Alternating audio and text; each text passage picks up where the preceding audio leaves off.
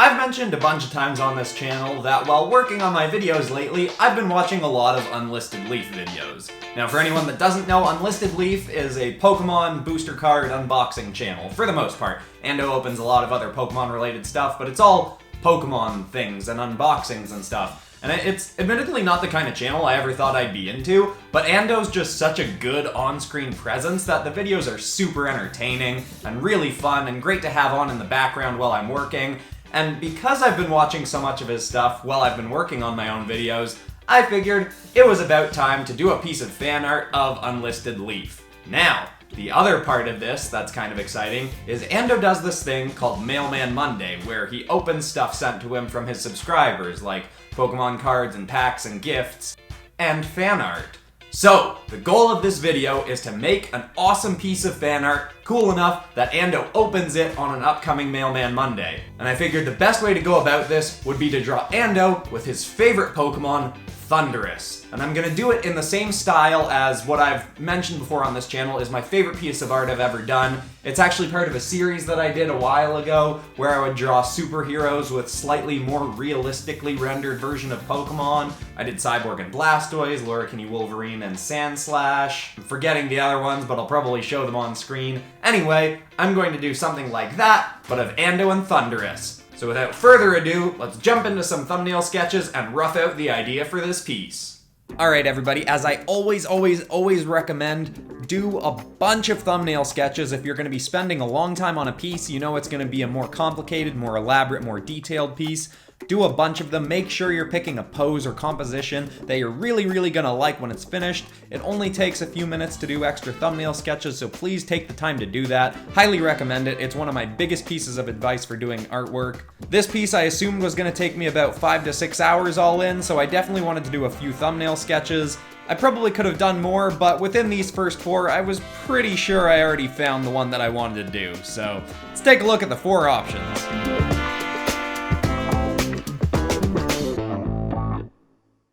Alright, so presumably on the thumbnail you can see which one I ended up picking, but if you had to guess which one I was gonna pick, which one would you guess? It's this one. It's right here, this guy. I just super dig the tail wrapping around him. I think that kind of helps frame Ando nicely, and it's just, I think that's a super cool pose. Alright, let's get into the rough drawing. Now, one of the things I knew that I was going to struggle with this piece was doing Ando's likeness. I'm not particularly good at making people look like other real people, like the people that they're supposed to be representing. It's something I struggle with at work a lot. I'm just not great at it. Like, I should practice doing caricatures or something like that so I can analyze different facial features better and figure out how to make my drawings look more like the people they're representing. But for this one, it was kind of helpful that Ando's got, and I'm super jealous of this, he's got that like sort of Superman dimple in his chin kind of thing. So that definitely is going to help make it look like Ando, but I think for the most part it's going to be sold on his hair and his outfit. So I just pulled up an image of Ando to use as a reference image, and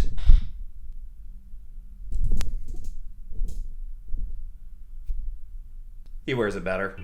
Yeah, I do end up being pretty happy with how it looks. It doesn't look totally like him, but I think it's a pretty good approximation. Then for Thundurus, I just went all out. I did anything that I could think of for details I wanted to do. I knew I wanted to add more details than the character actually has, like I've been doing with these other Pokemon pieces that I did a while ago. So I decided to add sort of like lightning streak textures onto him, kind of like how he's got those purple balls on his shoulders and upper arms and stuff. I added a few more areas of purple texture, then I just added some like lines and scratches and scrapes to make it look like he's even more and more detailed. But anyway, let's take a final look at what the rough version looks like before we get into inking.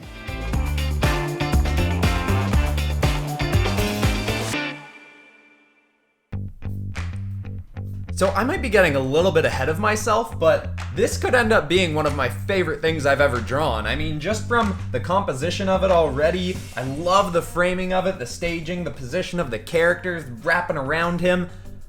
If I render this well, I could end up liking this better than my Blastoise and Cyborg, which is currently still my favorite thing I've ever drawn. I really gotta do a good job on this rendering. Okay, let's get into the inking and coloring.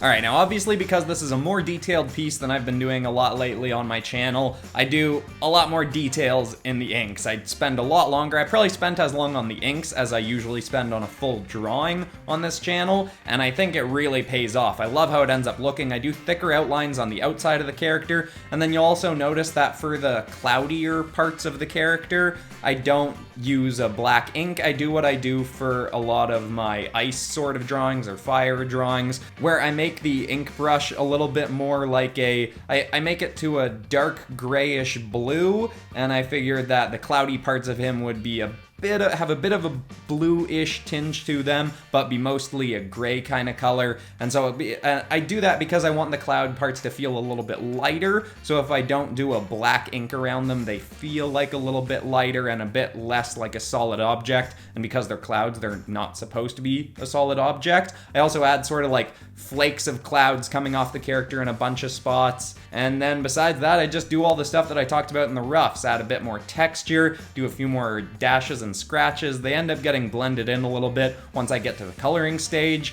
Also, I'm sorry I'm zooming in and out so much with this one because I need to do more details. I need to zoom in a lot more, and when I speed up the video, it looks kind of weird. So sorry if anyone's getting a headache from that. But anyway, the coloring stage is where it all starts to come together. So let's take a look at the inks and then jump into coloring.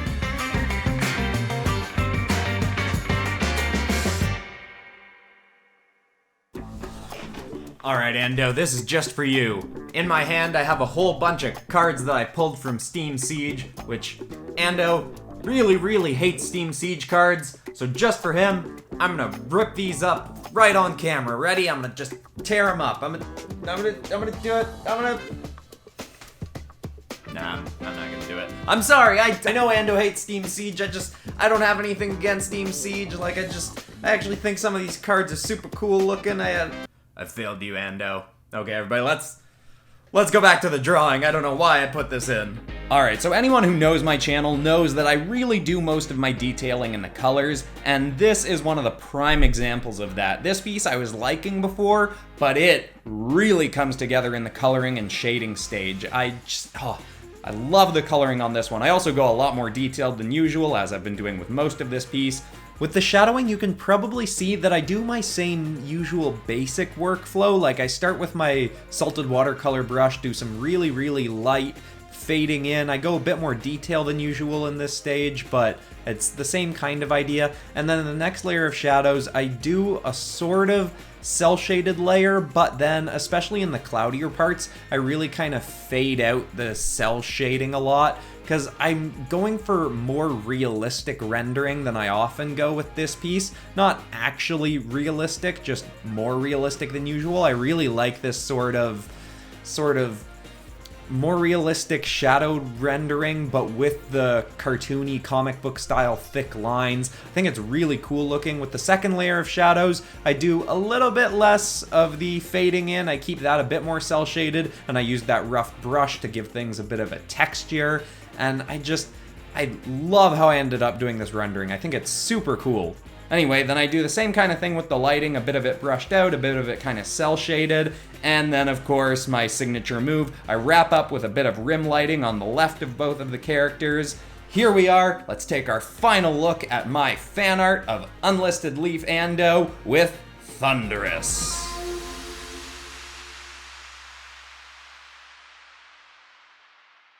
I don't know if I like it better than Blastoise.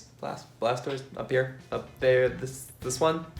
I don't know which one I like better, but I do think this is super cool looking. Let's hope Ando likes it. Alright everybody, the day that this video goes out, I'm gonna order the poster to be sent to Ando. Gonna order it from an Australian printing company so that it gets to him quicker. He does Mailman Mondays once a month now, I think, so it might be a couple weeks before he actually opens this up, but we'll see. Hopefully he opens it up on Mailman Monday. Even if he doesn't, I had a lot of fun drawing this. Let me know if you want to see more stuff like this, like another one of these more rendered out Pokemon with someone else, or monsters with heroes, or whatever. And I hope everybody's getting super excited for the Popcross Community Redraw episode. It's going to be the next episode on this channel, drawing lots of your dragons and dragon slayers. So excited. There's so many awesome submissions. And yeah, that's all for today. Thanks so much for watching Popcross Studios. I will see you all next week.